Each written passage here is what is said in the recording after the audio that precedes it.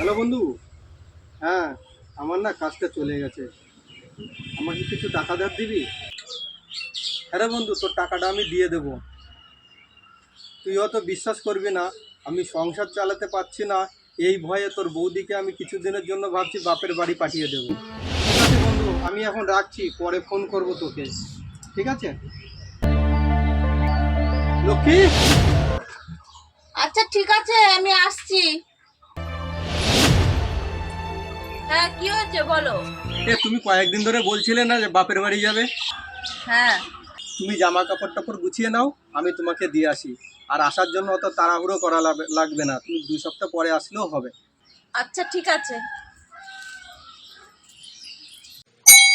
হ্যাঁ রে বন্ধু, তোর টাকাটা না আমি জোগাড় করতে পারিনি।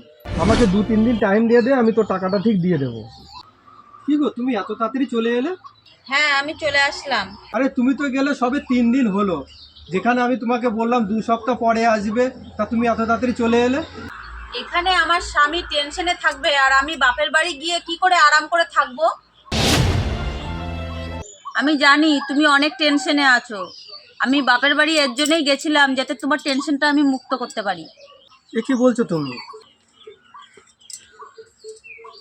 নাও, এখানে কিছু টাকা আছে, এই টাকা দিয়ে তোমার সব দিনা শোধ করো। কি গো, তুমি এত টাকা পেলে কোথা থেকে?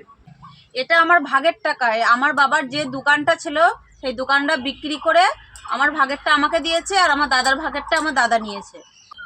এই টাকাগুলো আমি নিতে পারবো না গো। এই টাকাটা তোমার নিজের টাকা, তোমার ভাগের টাকা। এই টাকা দিয়ে তুমি নিশ্চয়ই একটা সোনা দানা গয়না বানিয়ে নিতে পারবে।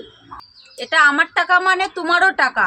আমি সোনাদানা পরেও বানাতে পারবো। তোমার বিপদের সময় আমি যদি পাশে না থাকি তাহলে কে থাকবে?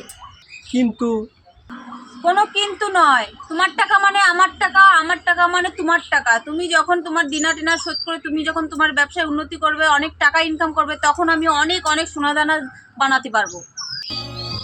একজন স্বামীর বিপদের সময় কেউ পাশে থাকুক আর না থাকুক, তার স্ত্রী কিন্তু সব সময় পাশে থাকেই। এটা কিন্তু একদম সঠিক।